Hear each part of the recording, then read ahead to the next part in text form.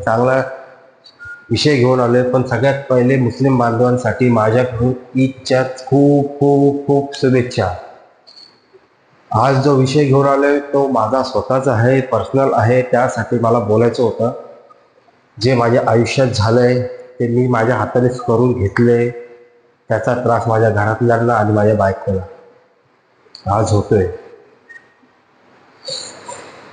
काही जे दिवस असतात ना पहिले, म्हणजे लहानपणीचे म्हणजे एकदम एवढं पण लहान नाही, एक 10वी नंतरचे.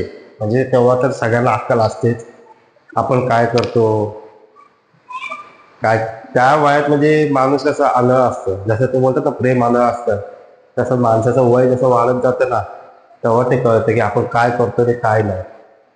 तेव्हा कशी आपल्याला कमाई नाही काय नाही, तेव्हा ते फॅमिली कमवते. आपण ज्या गोष्टीवर हात ठेवतो ती फॅमिली आपल्याला आणून देते. तेव्हा आपल्याला ती अक्कल कळत नाही की काय करतोय आपण. आपण फक्त हट्ट करतो की आई मला हे पाहिजे, बाबा मला हे पाहिजे. पण ते बिचारे कुठून कमवतात, कसे कमवतात आणि काय करून आणतात आपल्याला काहीच माहिती नसतं. फक्त आपलं काम असतं की आपल्या आई बापांना सांगायचं की हे मला पाहिजे, ते बिचारे कुठूनही काही करून आणून देतात. असे दिवस माझे पण गेले, चांगले गेले. माझी आई वडील तर मी लहान असतानाच एक्सपायर झाले. माझ्या आईने मला आणि माझ्या बहिणीला, आम्ही दोघं बहीण भाऊ, लहानपणापासून कधीच आम्हाला असं दुखावलं नाही. भले लोकांसारखं नाही एवढं चांगलं, पण तिच्याकडून तेवढं व्हायचं ना, तिने आम्हाला सुखात ठेवलं. आणि आम्हाला अपेक्षा पण नव्हती माझी आईने काय करावं आमच्यासाठी, कारण की ती काही करायची ना त्याच्यात आम्हाला भरपूर काय होतं, सुख होतं. असे काहीतरी दिवस गेले, वय वाढत गेलं. 10वी झाली, 2002ला माझी 10वी झाली. तेव्हा आम्ही राहायचं पनवेलला, कळंबोली म्हणून. तिथून आई माझी CSTला जायची कामाला. तर पहिले कसं, पनवेलवरून ट्रेन नव्हती, वाशीच्या पुढून म्हणजे मानपूरपासून ट्रेन चालू होती. तर कमीत कमी तिकडे वयाचे 13-14 वर्ष माझ्या वयाचे, माझ्या आईचे ना, माझ्या वयाचे 13-14 वर्ष मी तिथे काढले. तर माझ्या आईला लांब बनायचं, तर आई काय बोलली आपण जुईनगरला जाऊ, तिथे रेल्वे क्वार्टर्समध्ये राहू. माझी आई रेल्वेत होती, रेल्वे क्वार्टर्समध्ये राहू. ते मला कसं, आता आपण लहानपणापासून एका एरियात राहतो तर ते एरिया सोडायचं आपल्याला मन होत नाही, कारण की ते मित्र लहानपणामध्ये एकत्र राहिलेलो आहे. तर मी आईला बोललो आई नको, मला नाही पटत आहे. पण कसं आहे, शेवटीला आईच्या पुढे आपण काय बोलू शकत नाही. आलो जुईनगरमध्ये. मी इकडून 10वीचा लास्ट पेपर माझा इंग्लिशचा होता, तर इथून मी जुईनगरवरून कळंबोलीत द्यायला गेलो. तर मला इथे काय पटत नव्हतं, इथले म्हणजे माणसं तेव्हा कशी नवीन नवीन आपल्याला कुठल्या एरियात गेलो तर आपल्याला पटतच नाही. तर मी गेलो, राहिलो. रोज मी जुईनगरवरून कळंबोलीत जायचो मित्रांजवळ. तर आता टाईम जात नव्हता, कंटाळा येत होता. 10वी पास झालो, कॉलेजला ॲडमिशन घेतलं. कॉलेज मी पण CSTला ॲडमिशन घेतलं. तर आईला म्हणजे आईच माझं सगळं काय तेव्हा करायची. काय एवढं नॉलेज नव्हतं ना आपल्याला. मी म्हणजे कुठे जास्त फिरलो नव्हतो त्यावेळी. तर आईने मला तिथे ॲडमिशन घेऊन दिलं. ॲडमिशन झालं बिलं. 11वी 12वीला मी फेल झालो. ॲक्च्युली मी कॉलेजमध्ये बसतच नव्हतो. जे आहे ते माझा रिअल फॅक्ट सांगतो तुम्हाला, काही खोटं नाही आहे. आयुष्यात जे करायचं आहे ना ते मी तुम्हाला आता पुढे सांगणार आहे.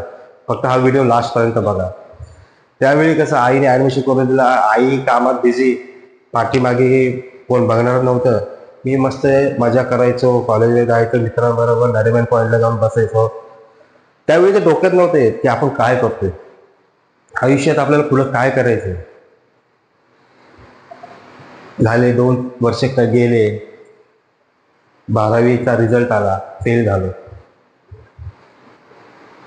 रडलो. नंतर विचार रडून फायदा काय, आपणच केले. तेव्हा पण काय अक्कल नाही घडली. गेलो फिरलो बिरलो. परत 12वीचा रिझल्ट फेल आल्यानंतर विचार केला आता काम धंदा करायला. कामाला पण भरपूर ठिकाणी गेलो, पण कुठे मन नव्हतं लागत, कुठेच नाही.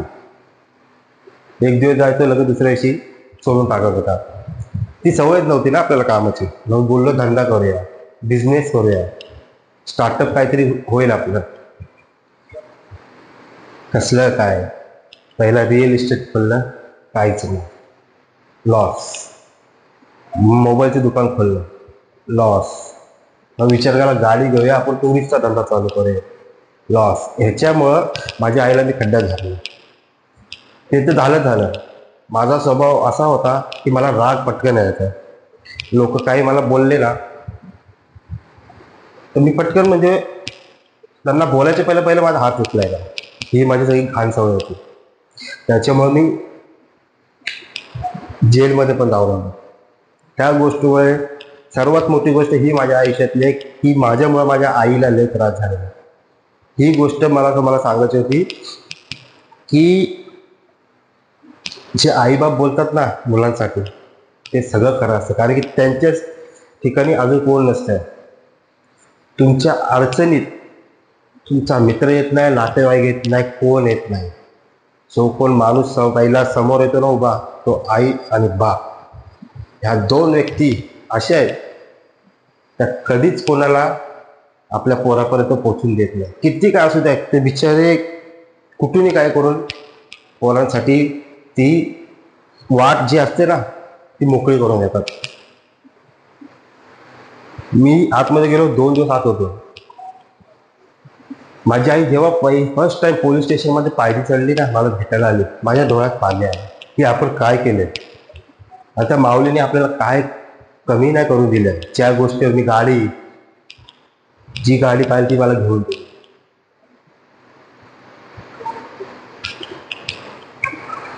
असं कधीच करू नये. स्वतःच्या आई बापाला खुश ठेवा, आयुष्यात भरपूर मोठं व्हाल. कारण की आई आणि वडील ही व्यक्ती अशी आहे ना, तुम्हाला दुःखातून सुखात आणेल आणि स्वतः दुःखात जातील, ही अशी व्यक्ती आहे. मी कधीच बोलणार नाही की पोरांनी माझ्या असं वाईट केलं. लोकांसमोर आपल्या पोराचंच कौतुक मानतील. हे अनुभव आहे मला माझ्या गोष्टीतून आलेलं आहे, म्हणून मी तुम्हाला सांगतोय. एवढंच सांगायचं होतं. धन्यवाद.